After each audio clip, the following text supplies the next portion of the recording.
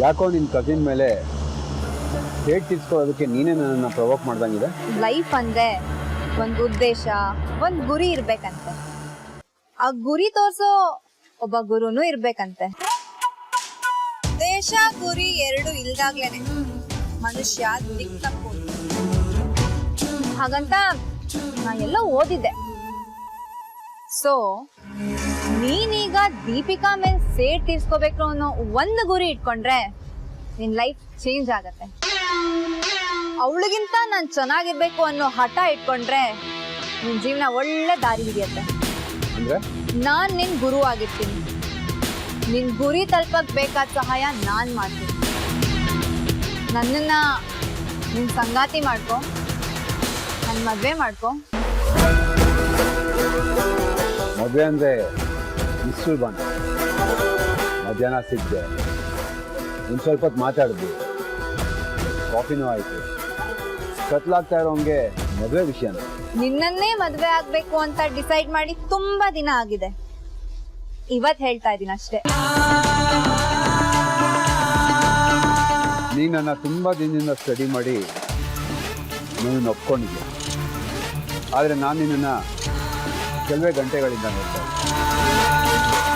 ಆದರೂ ನಾನು ನಿನ್ನ ಪ್ರಪೋಸಲ್ನ ಎರಡನ್ನೂ ಒಪ್ಕೊಬೇಕು.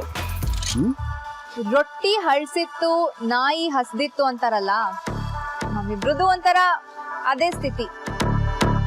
ಸರಿಯಾದ ಪಾರ್ಟ್ನರ್ ಸಿಗೋವರೆಗೂ ಮದ್ವೆ ಆಗ್ಬಾರ್ದು ಅನ್ಕೊಂಡಿದ್ದೆ. ನೀನ್ ಯಾಕೋ ನನ್ ಸರಿಯಾದ ಜೋಡಿ ಅನಿಸ್ತು. ನಿನಗೆ ಅನ್ಸ್ಬಿಟ್ರೆ ಸಾಕ? ನಿನಗ್ ಅನಿಸ್ತಿರೋದಕ್ಕೆ ಏನಾದ್ರೂ ಕಾರಣ ಇದ್ಯಾ? ಹಳೆ ಲವರ್ ಕೈ ಕೊಟ್ಟಿದ್ದಾಳೆ, ಮುಂಬೈಯಲ್ಲಿ ಕೈ ತುಂಬಾ ಇದ್ ಕೆಲ್ಸ ಕಮ್ಮಿ ಆಗಿದೆ, ಖ್ಯಾತಿನೂ ಕಡಿಮೆ ಆಗಿದೆ. ಸದ್ಯಕ್ಕೆ ಟ್ಯಾಲೆಂಟೆಡ್ ನಿರುದ್ಯೋಗಿ ಆಗಿದ್ಯಾ. ನನ್ನನ್ನು ಒಪ್ಕೊಳ್ಳೋದಕ್ಕೆ ಹರ್ಡಲ್ಸ್ ಏನು? ಏನೂ ಇಲ್ಲ ಅಂತ ನೀನೇ ಡಿಸೈಡ್ ಮಾಡ್ಬೇಕಾ?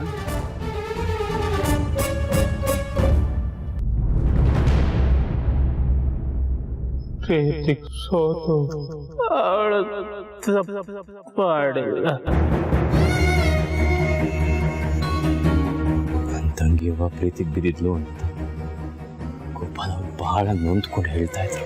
ಅವಳು ಮೋಸ ಹೋದ್ಲು ಅಂತ ಸಂಕಟ ಪಟ್ಕೊಂಡು ಹೇಳ್ತಾ ಇದ್ರು. ನಿಜ, ಒಂದು ಮನೇಲಿ, ಅದರಲ್ಲೂ ಒಂದು ಹಳ್ಳಿಲಿ ಒಂದು ಹುಡುಗಿ ಯಾರ್ದೋ ಪ್ರೀತಿ ಬಲೆಗೆ ಬಿದ್ದು ಮೋಸ ಹೋಗ್ಬಿಟ್ರೆ ಅದಕ್ಕಿಂತ ದುಃಖದ ವಿಷಯ ಇನ್ನೇನು ಇರ್ತಿರ್ಲಿಲ್ಲ. ಇವ್ರು ಹೇಳೋ ಆ ಕಥೆನೆಲ್ಲ ನೆನೆಸ್ಕೊತಾ ಇದ್ರೆ ನನಗೆ ನನ್ನ ಗಿರಿಜನೆ ನೆನಪಾಗ್ತಿದ್ದಾಳೆ.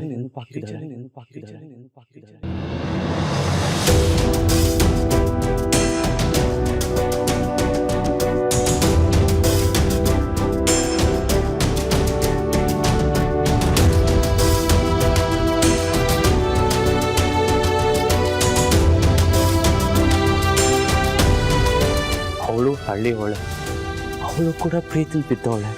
ಅವಳಿಗೂ ಗೋಪಾಲ್ ಹೇಳ್ತಾರ ಒಬ್ಬ ಅಣ್ಣ ಇದ್ದ. ಇಂಥದ್ದೇ ಒಂದು ಪ್ರೀತಿ ಕುಟುಂಬ ಇತ್ತು. ನನ್ನ ಗಿರಿಜ ತನ್ನ ಪ್ರೀತಿನ ಹೇಳ್ಕೊಳಕ್ಕಾಗದೆ ಹೇಗೆ ಸಂಭಾಳಿಸ್ತಿದ್ಲು, ಎಷ್ಟು ಕಷ್ಟಪಡ್ತಾ ಇದ್ಲು. ಇವ್ರ ಮಾತು ಕೇಳ್ತಾ ಇದ್ರೆ ಅವಳು ಇವ್ರ ತಂಗಿ ಹಾಗೆ ತುಂಬಾ ನೊಂದಿರ್ತಾಳೆ. ಅವಳ ಅಣ್ಣನೂ ಗೋಪಾಲನ ಹಾಗೆ ತುಂಬಾ ಸಂಕಟ ಪಟ್ಟಿರ್ತಾರೆ. ಛೇ, ನನ್ಗೆ ಯಾಕೆ ಇವತ್ತು ಗಿರಿಜಾ ಇಷ್ಟೊಂದು ನೆನಪಾಗ್ತಿದ್ದಾಳೆ?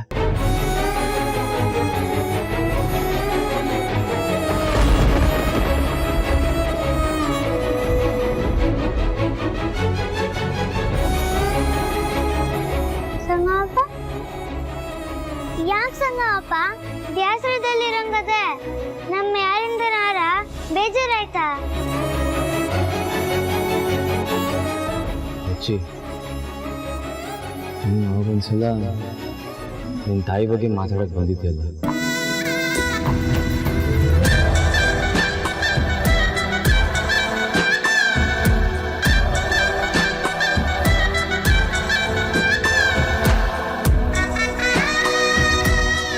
ಹೇಳು ಕಂದ, ನಿನ್ನ ತಾಯಿ ಯಾರು?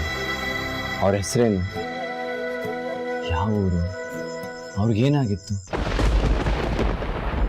ನಿನ್ನ ಬಿಟ್ಟು ದೇವ್ರ ಹತ್ರ ಯಾಕೆ ಹೋದ್ರು? ಹೇಳು ಲಕ್ಷ್ಮಿ, ಏನಾಗಿತ್ತು ನಿಮ್ಮ ಅಮ್ಮನಿಗೆ? ಆದ್ರೆ ಅವ್ರು ಕೊಟ್ಟು ಮಾತನ್ನ ತಪ್ಪಿದ್ಕೆ ತಾನೆ ನಿಮ್ಮ ಅವ್ವ ತೀರ್ಕೊಂಡಿದ್ದು. ಈಗ ನಿಮ್ಮ ಅವ್ವನ ಹೆಸರು ಹೇಳಿ ಅವ್ರ ಸಂತೋಷನ ಕಿತ್ಕೋತೀವಿ ಹೇಳು. ನಿಮ್ಮ ಮಾಮ ಸಂಗಮಪ್ಪನ ಸುಮ್ಕೆ ಬಿಟ್ಟಾರ? ಅಚ್ಚಿ, ಯಾಕೋ ಪ್ರಶ್ನೆ ಕೇಳಿದ್ರೆ ಇಷ್ಟೊಂದು ಯೋಚನೆ ಮಾಡ್ತಿದ್ಯಾ? ಯಾರ ನಿಮ್ಮ ಅಮ್ಮ? ಯಾವ ಊರು ಅವ್ರದ್ದು? ನೋಡಿ ಸಂಗಪ್ಪ, ಈಗಾಗಲೇ ದ್ಯಾರ ಪಾದ ಸೇರ್ಕೊಂಡಿರೋರ ಬಗ್ಗೆ ನೀವು ಕೇಳಿ ಏನ್ ಮಾಡಿರಾ?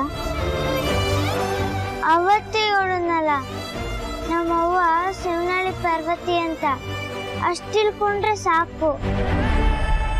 ಆದ್ರೆ ನೀವ್ಯಾಕೆ ಸಂಗಪ್ಪ ಈ ಪಟ್ಟಿ ಮಂಕಾಗಿದ್ದೀರಾ?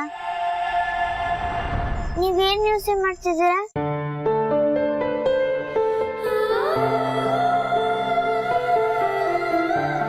ನನ್ನ ಹಳೆ ಕತೆ ನೆನಪಾಯ್ತು ಕಂದ.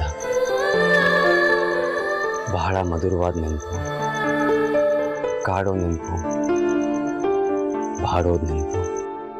ಬರುವೆ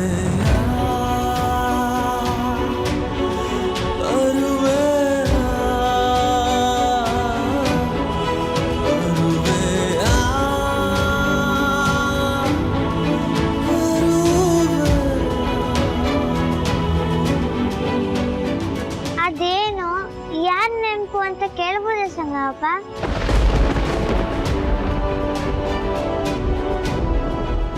ನಿಮ್ಮ ಅಮ್ಮನ ಬಗ್ಗೆ ಹೇಳು ಅಂದರೆ ಹೇಳಲ್ಲ ಅಂತ. ಈಗ ನಾನು ಯಾಕೆ ನನ್ನ ನೆನಪಿನ ಬಗ್ಗೆ ನಿನ್ಗೆ ಹೇಳಲಿ? ನಾನು ಹೇಳಲ್ಲ. ಹೇಳಕ್ಕಿಲ್ವಾ? ಬ್ಯಾಡ ಬಿಡಿ.